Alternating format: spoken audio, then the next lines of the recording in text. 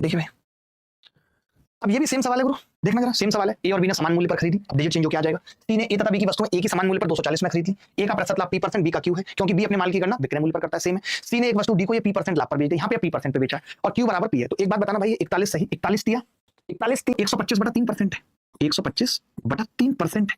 अगर 100 से भाग करूं तो क्यू बराबर आ जाएगा P गुणा 25 पंजे 125, 5/12, यानी मैं ये कह सकता हूँ Q बाई P 5/12 है, कह सकता हूं। तो अभी मैंने तेरे आ रहा था, यही आ रहा था। अब तो मुझे इतना भी पता है क्योंकि मैं पढ़ चुका हूं, तो अब तो मैं सीधे कह सकता हूं कि भैया सीपी और एसपी का जो रेशियो है इनका वो 5/12 है। आपने कहा कि अब की बार जिस लाभ पे बेचा है वो P% है, तो मैंने कहा P% लाभ है कितना, आपने कहा 5 का सामान जो साथ में गया है, 5 का सामान जो साथ में गया है, तो अब की बार तो वो नई वाली एसपी भी यही हो गई।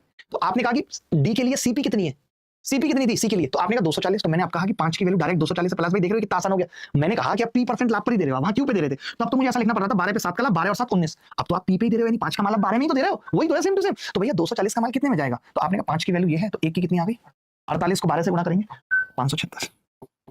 सोचिए, अब मैंने इतना आसान कर दिया इस सवाल को, लेकिन मैं आसान तभी कर पाया जब मैंने इस सवाल के अस्तर पंजर खोल दिए थे, तब मैंने इस सवाल को आसान कर दिया।